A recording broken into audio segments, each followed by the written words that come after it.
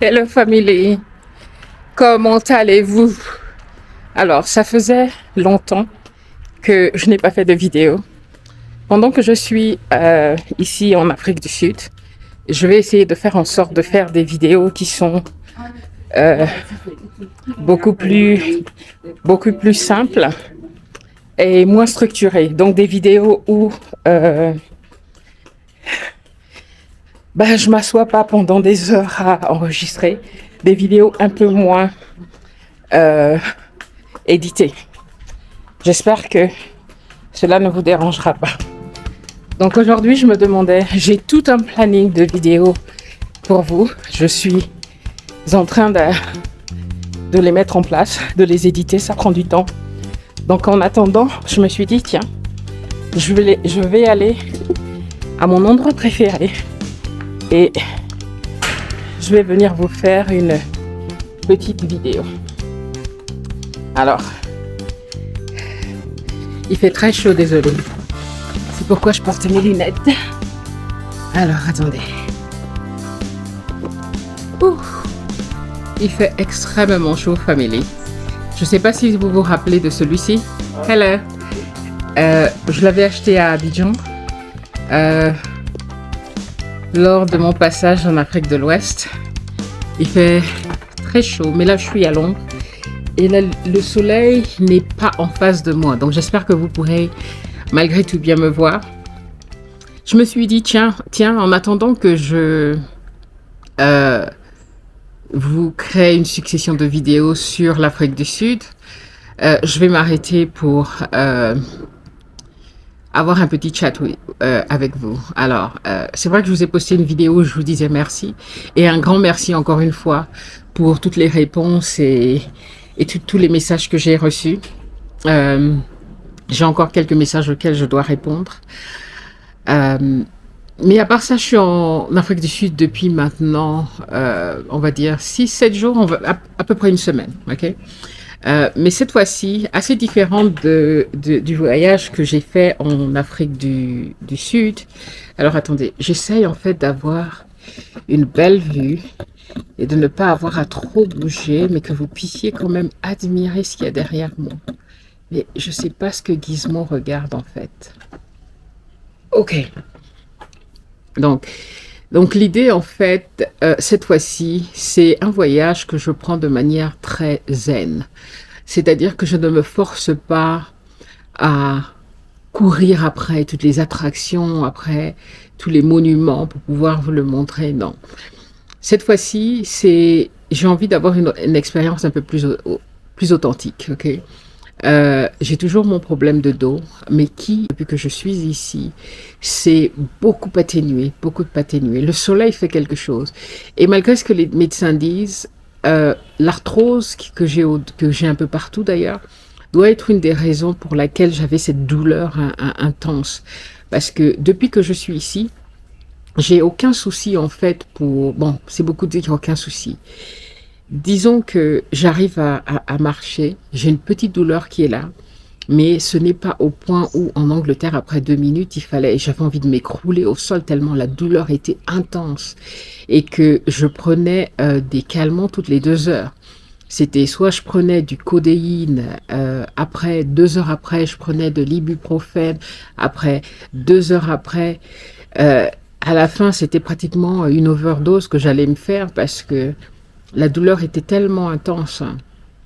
Et après, justement, le médecin m'a dit, oui, dans la codéine, il y a déjà du paracétamol. Donc, ne prenez pas le paracétamol après avoir pris de la codéine.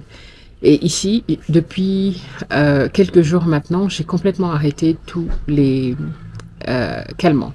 Je ne prends plus aucun calmant. Même j'ai des comprimés pour les muscles, pour détendre les muscles, parce qu'ils pensaient que ça pouvait aussi être ça. Et même ça, j'ai plus besoin de les prendre pour le moment. Hier, j'ai fait une petite marche de 30 minutes en m'arrêtant ici et là, mais honnêtement, la douleur n'était pas... Je ressentais comme une petite douleur latente qui était là, mais rien de tellement mauvais qu'il fallait que je m'arrête ou que je m'assieds au sol, parce qu'en Angleterre, c'était vraiment, je m'écroulais au sol parce que la douleur était intense. Là, non. Donc le soleil y est pour quelque chose. Le soleil a ce bienfait qui lubrifie un petit peu comme ça les articulations. Parce qu'à chaque fois que je suis au Cameroun, par exemple, mes problèmes de genoux, etc., mes douleurs s'en vont en fait. Et dès que j'arrive en Europe, bah, tout reprend, tout reprend. Donc voilà, ça c'est déjà une très très bonne nouvelle. Et Johannesburg, c'est la deuxième fois que je viens à Johannesburg. Je suis venue ici avec ma famille, donc mon mari, mes enfants, il y a quoi? Il y a 12 ans. Donc là, je suis toute seule, je voyage en solo. Et c'est une toute autre expérience. Et ce voyage, c'est un voyage que j'ai... Pourtant, c'est un voyage que j'ai réservé, mais des mois à l'avance. Mais j'avais juste réservé, en fait, pour être à Cape Town, et donc mon billet d'avion également. Et là où il y aura le meeting à Cape Town avec le groupe de femmes américaines que je viens rencontrer ici. C'est plus des femmes noires, en fait, dans le monde entier. Mais c'est... comment dire, organisé par 2 Américaines dont j'ai souvent parlé sur la chaîne, qui sont Stéphanie et Rashida, de Exode Us Summit, auquel je prends part tous les ans depuis maintenant 2 ans, et qui est vraiment un mouvement mais superbe pour encourager les femmes noires en fait à vivre leur plein potentiel, à poursuivre leurs rêves, enfin tout ce que je suis. Ok. Donc je suis venue là exprès pour rencontrer ces femmes.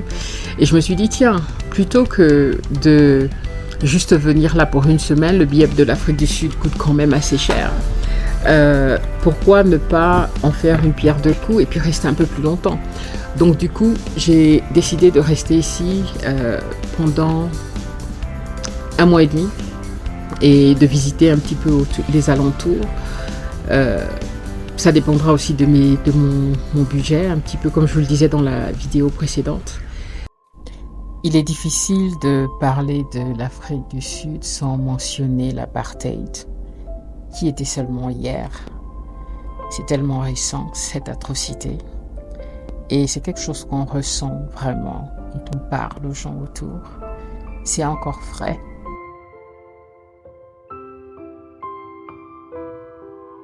Je ne sais plus si c'est Desmond Tutu qui disait sans le pardon, il n'y a pas d'avenir, ou quelque chose comme ça. Je vais le mettre à l'écran. La chose qui m'a beaucoup surprise ici en Afrique du Sud, et je parle de l'Afrique du Sud généralement parce que j'ai eu des feedbacks d'autres personnes qui sont dans d'autres villes, c'est ce qu'ils appellent ici load shedding. C'est donc les coupures de courant. Mais c'est incroyable. Au moment où je vous parle, on n'a pas d'électricité depuis hier.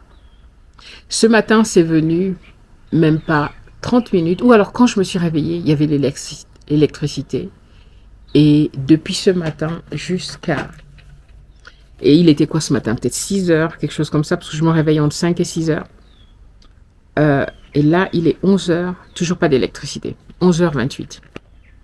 11h28, toujours pas d'électricité. Je ne sais même pas si ça montre l'heure. Et donc, ça, c'est assez disturbing. Et c'est assez ennuyant parce que au Cameroun, je m'attends à ce que, d'accord, il y a souvent des coupures d'électricité. Tu te dis quand même un pays comme l'Afrique du Sud qui est très développé depuis des années avec des infrastructures qui fonctionnaient très bien, qu'aujourd'hui on repart en arrière et depuis que je suis arrivée, c'est incroyable. Il y a 3 coupures par jour et le matin, en milieu et le soir. Ou alors, des fois, ça peut changer. Et c'est des longues coupures. C'est pas des coupures de 10 minutes. C'est des coupures de 4 heures, 4 heures et demie. Des fois, même, la coupure arrive par exemple, à minuit. OK? Et à 7 heures du matin, il n'y a toujours pas d'électricité. OK? Et il y a maintenant ce truc-là aussi où ça arrive 2 secondes, ça repart. Mais vraiment, on se croirait être au Cameroun. Excusez-moi. Cameroun, c'est mon pays. Donc, j'ai le droit de parler de mon pays. Et c'est vraiment incroyable que l'Afrique du Sud est en train d'aller en arrière. Et j'ai communiqué avec plusieurs personnes qui vivent ici, pas seulement des Sud-Africains, mais eux-mêmes également. Il y a des Zimbabwéens, Tanzaniens, Ghanéens, il y a tellement de personnes, parce que je prends Uber tout le temps, ici. Uber, c'est comme le Yango qu'on a au Cameroun, ou ailleurs en Afrique. Et ils disent tous la même chose, que tout a changé en fait. L'Afrique du Sud est en train d'aller en empirant. Qu'aujourd'hui, pour trouver du boulot, c'est beaucoup plus compliqué qu'avant. Avant, il y avait énormément d'offres d'emploi et c'est pourquoi beaucoup d'immigrés d'autres pays, pardon, beaucoup d'immigrés d'autres pays d'Afrique se sont installés ici à cause de toutes les opportunités et qu'apparemment aujourd'hui, beaucoup de choses ont changé. Et également, j'ai perdu le fil de ce que j'étais en train de dire. Bref, guys, bref, famille. Mais quand tu es dans un pays comme l'Afrique du Sud où le taux de criminalité est encore plus important qu'avant, d'après toutes les statistiques et les personnes qui vivent sur place, allez chercher sur le net. Et c'est incroyable, quoi. Et tu le sens. Moi, depuis que je suis là, j'ai envie de partir, en fait, de Johannesburg. Je voulais aller à Cape Town, mais on me dit, mais Cape Town, Durban, c'est la même chose, en fait. C'est aussi insécure que Johannesburg. Vu que j'appelle les Uber, tu es obligé d'avoir ton téléphone devant. Mais plusieurs fois, j'étais à côté d'un hôtel, et puis la dame me dit, mais rentrez, n'utilisez pas votre téléphone dehors, on va vous l'arracher. Ici, c'est une zone où on arrache. C'était en plein centre-ville, du style, moi je sais pas. Ok, anyway, c'était en plein centre-ville, près d'une zone commerciale et tout ça, où il y avait un shopping mall.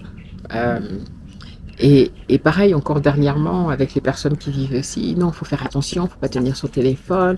La caméra, dès que je la sors, gizmo, là, c'est tout petit. Tu vois, donc je la tiens, donc tu as tous les regards. Mais ce qui fait encore peur, c'est que depuis, en fait, l'aéroport, depuis l'aéroport, tous ceux qui m'ont, le gars qui m'a transporté, les gars de Uber, tout le monde te fait comprendre que l'Afrique du Sud est très dangereuse. Et que, voilà, ici, c'est à coup de fusil, quoi, qu'on t'agresse. Et je me dis, mon Dieu, si c'était pas parce que je suis là pour rencontrer ces dames, enfin, j'en rencontre deux demain. Une, je l'avais déjà rencontrée dernièrement. Après ça, j'irai à Cape Town, où il y a le meeting.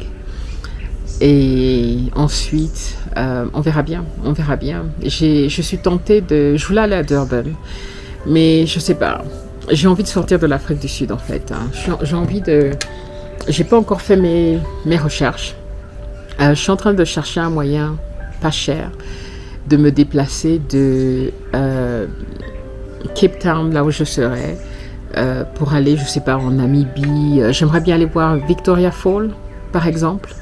Mais combien est-ce que ça va me coûter? Parce que les voyages entre pays d'Afrique, inter-Afrique, là surtout par avion, coûtent les yeux de la tête, c'est ridicule. Okay. Je voulais par exemple aller à Abidjan pour assister à la cérémonie de remise de diplôme. J'ai vérifié les billets d'avion, mais c'était atroce. C'était, voilà, pour ici à Abidjan, je sais pas, c'était dans les 700 pounds. Et je regardais aussi Victoria Falls, je regardais la Namibie, même pour aller à Lesotho. Lesotho qui est le petit pays là, qui est à l'intérieur de l'Afrique du Sud. J'aimerais bien aller faire un tour. Mais pour le moment, toutes les options que je trouve sont assez chères. Et je ne sais pas si j'ai envie de m'aventurer, s'il y a des trains par exemple qui vont. Il faut que je fasse toute cette recherche. Si vous connaissez quelqu'un en Afrique du Sud que vous pouvez me conseiller, qui pourrait me donner des conseils, qui vit à Cape Town, faites-moi signe. Ok, ou alors si vous savez comment on se déplace de Cape Town à Lesotho, à Swaziland, Namibie, tout ça. S'il y a par exemple des cars un peu comme on a au Cameroun, les VIP là, qui sont superbes, climatisés et tout, s'il y a ça, je prendrai sans aucun problème, si c'est beaucoup plus économique. Mais je sais pas en fait. Les informations, en fait, en ligne ne sont pas concrètes. Donc, je sais pas trop. Bref, famille, voici un petit peu cette petite vidéo, juste pour discuter un petit peu avec vous, vous dire que tout va bien, que vous me manquez. Ça fait longtemps que je ne m'assieds pas comme ça pour discuter avec vous. Que si ce format vous va, où il n'y a pas trop d'excitation autour, où je suis juste en train de vous parler d'un sujet ou d'un autre, vous intéresse, pourquoi pas, on peut le faire. C'est beaucoup plus facile pour moi, c'est facile à éditer et à poster. Je suis toujours en train de travailler. J'ai plusieurs vidéos qui arrivent, famille. J'ai ma vidéo de voyage pour l'Afrique du Sud. J'ai la vidéo où j'ai fait le tour de Johannesburg en bus et la visite de Soweto avec la visite de la maison de Mandela, etc. Ah non, c'est pas tout. J'ai aussi le tour de là où je vis. Donc ça, c'est le compound en fait, ok? Ça, c'est l'endroit que j'ai loué. C'est vraiment sympa.